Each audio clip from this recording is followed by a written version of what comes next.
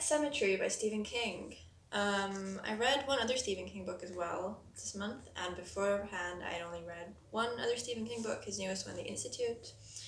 And to be honest, Pet Sematary was the least impressive for me. I didn't find it very scary. It was definitely tense. Like, I was definitely stressed at plenty of points, but I wasn't like scared, you know? But I think the movie would be quite scary, so I'm kind of excited to watch that now that I've read the book. Although maybe I would have enjoyed the movie more if I'd seen it before reading it. I don't know. I kind of read this first on purpose because I thought that I'd enjoy the book more, but I mean, part of the reason, I guess, is that it was quite predictable. Stephen King does a lot of foreshadowing in this book, and like really obvious. I mean, I don't even know if you'd call it foreshadowing, because at some points it's literally just like, this was 3 days before X died or whatever, and then you're like, oh, okay, so this person's gonna die, and I'm just waiting to find out how that happened. But there was also a lot of slightly less obvious foreshadowing, like in dreams and stuff. And I mean, because Pet Sematary is another one where we all kind of know more or less what the story's about. Like, there's a cat that comes back to life. That's the main thing I knew about this. But yeah, I don't know. It was okay, but it wasn't like super amazing or scary, so I gave it this 3 stars. The book that I read right before Frankenstein was The Strange Case of the Alchemist's Daughter. This was a fun book. It was basically about like the daughters of all these famous scary people, basically. Like the main character was the daughter of Dr. Jekyll or Hyde. I don't know the Jekyll and Hyde story, but anyway, there was 2 girls that were the offsprings of Jekyll and Hyde, and then there was the like female Frankenstein monster, the female creature that Frankenstein had allegedly created to be a companion to Frankenstein's original monster, who in the actual story never existed, but in this story she does. And then some other similar stuff like that. Sherlock is in here as well. So this was just a fun read. Like, I didn't expect this to be scary or anything, and it wasn't. I gave this 3 stars. It was okay. It was fun. Oh, and the plot. Forgot to talk about. I don't think I've talked about any of the plots, but anyway, the plot from this is basically the daughter of, I think it was the main character is Jekyll's daughter, and then she accidentally meets the daughter of Hyde, and like other mysteries kind of ensue, and then they try to figure out what's going on and what the connection between all of them is. And yeah, and it's set in like Victorian England, I think, and there's some cool like female perspectives and different issues of that era. Yeah, fun stuff. Then I read Ghost Wall by Sarah Moss. This was an interesting one. I think I gave this 3 stars, although now I'm starting to think maybe it deserved more, because it was a really interesting book. Like, I remember it better than some of the others I read here. But it wasn't really scary, and I guess I was just expecting it to be scarier, so that's why I had a kind of an initial disappointment upon finishing the book. But basically, I think this book is one that is really good to kind of jump into without knowing anything, because when you start, it's kind of confusing what's going on, and then you just gradually kind of figure out like what the characters are doing, who they are, what the issues are between them. And I think that's a much more fun way to read the book, because I didn't really remember anything about this when I started reading it. But what I will say is the main character is a teenage girl, and she's with her family and some other kids, and they are living in the woods for a while. Also, I'm pretty sure the main character was queer. Like, some of those feelings she had towards the other female character definitely gave off queer vibes. But that is all I want to say about this book. I would recommend reading it, and I think I might give this 4 stars instead of 3 stars, because I think it was quite good. I was just expecting something different, and then that's why I was kind of disappointed. But if you just want like an uncomfortable read, it was definitely uncomfortable, then I would recommend this. I read Agatha Christie's first Poirot novel, A Mysterious Affair at Styles. I loved the Poirot TV show as a kid. I watched it with my dad like every weekend morning. So I was quite excited to start reading the books. But it honestly wasn't that great as a book. I gave this a 3 stars. Yeah, I found it pretty meh. I think the show works better. I mean, this particular story is just about old lady gets murdered in her house, and they try to figure out who from her family, probably from her family, like that's the main suspects, did it. Because she has a lot of money, I think, and so everybody kind of, I don't know. It just wasn't very interesting, so I don't remember very many details. But you know, it's a classic Poirot story. Old rich person is murdered. Who did it? That's how it is. Yeah, 3 stars. The Girl in Red by Christina Henry. I had previously read Christina Henry's book about Peter Pan, The Lost Boy. Yeah, The Lost Boy was really good. I remember really enjoying that. It was very creepy. So I had very high hopes for this. And it was good. I think I gave it a 4 stars. This is particularly spooky to read during a global pandemic. I didn't know it was going to be a pandemic book going into it.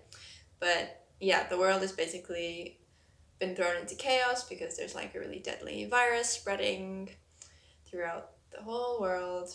And then this girl in a red hoodie or something, she's basically the only one left out of her family apart from her grandma, who lives like far away in the woods. And so she's making the journey through the woods to her grandma's place and trying to survive both like just traveling in nature and also survive like terrible humans along the way and like terrible government stuff. Yeah, there was a lot of things happening in this book, and I thought it was quite good. I don't remember it being too scary, but definitely like creepy and tense at points. So yeah, 4 stars. Stephen King's Misery. I think this was my favorite of everything I read this month. Definitely it was the scariest book I read this month. In case you haven't watched Noel Gallagher's videos and you don't already know everything about Misery, basically an author gets kidnapped by his biggest fan, and the kidnapper is kind of insane and tortures him and stuff. So yeah, this was a really uncomfortable read. There's quite a bit of like torture stuff going on, like physical. Is that what body horror is? I don't know. But it was like kind of terrible to read, like painful. I found this scary. Like there were multiple points where I was like, oh shit, oh shit, oh shit, is she gonna come back? What is she gonna do next? So yeah, this was scary. I think maybe I find books about like just evil humans more scary than books with like supernatural horror, because evil humans actually exist, and it's like something that I feel like I have more reason to be scared of, because you know, any of us could be kidnapped by an evil psychopath person and tortured. So yeah, scary as shit. Thank you, Noel Gallagher, for recommending this. Now this, as you can see, I have my bookmark in here, and that is because I only read A Study in Scarlet last month, which is the first Sherlock Holmes story, and I really enjoyed it. I don't think I really have to explain what it's about, because everybody knows Sherlock, right? But yeah, I think the writing was quite interesting, the characters were fun, and I started reading the second story, Hunt of the Baskervilles, last night, which I'm also very much enjoying so far. So these are like solid 4-star stories, you know? Good stuff. And the last book that I have on my library shelf at the moment is Factfulness, which is obviously not a spooky book.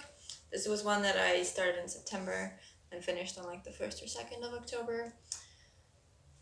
And I absolutely hated it. Yay! This is a terrible book. It's like just this Scandinavian guy just talking about how you don't need to be too worried about people who aren't as privileged as you, or like any big problems in the world, because actually everything is way better than you think it is, and everything's just gonna keep going better if we just, keep doing what we're doing, and we don't need to make a big fuss about it. Is basically his whole point throughout the book. And yeah, I'm a person of quite radical politics. I am an activist. He blames activists multiple times for like over exaggerating problems and things. Yeah, no, this ain't it. This is not good. Like, oh, there are just so many issues I have with this book. Okay, I'll just give like one tiny example because I don't want to go on a huge rant. But like he has these 10 questions that he asks people at all kinds of like panels and events and things that are all about like the state of the world, like how, hold on, let me find these questions. Like where does the majority of the world population live? Low income countries, middle income countries, or high income countries? Or what is the life expectancy of the world today? Things like that. And then like his basic point is that everybody always answers that everything is worse than it actually is. First of all, for the first question that I read out, his definition of middle income countries is still countries that are like way worse off than the average Western country. Like his point in, like he makes a decent point in saying that we shouldn't make the world so binary, like West and the rest, or the privileged and the less privileged world. But also he kind of lessens the fact that people in like European, North America, those countries are living, generally have a way higher life quality than all the other countries, and that is an issue, and like there are reasons behind that, and there are things that we should be doing, because otherwise that's just not really going to change. But like he doesn't really address why some countries are less developed than others. Instead he just focuses on the fact that everything is developing. But like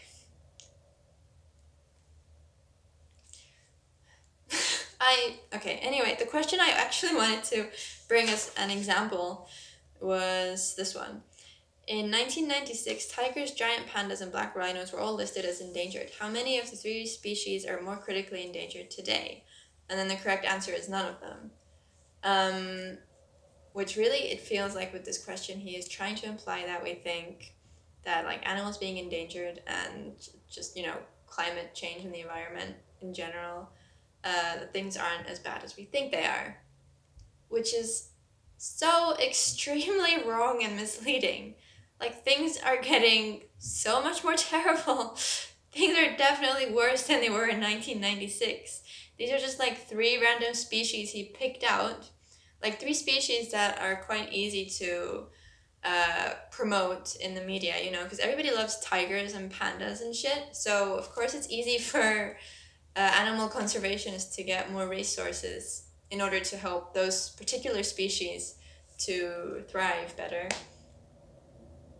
But in general, the amount of endangered species in our world has drastically been climbing throughout the last 24 years.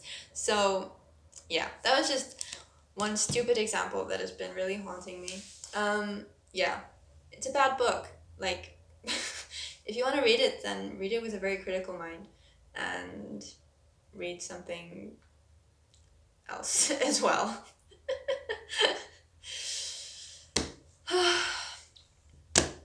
And that is all the books I have to talk about today. Thank you for watching. Hope you enjoyed. I hope I actually get around to editing this soon. And yeah, I'll see you next time. Bye.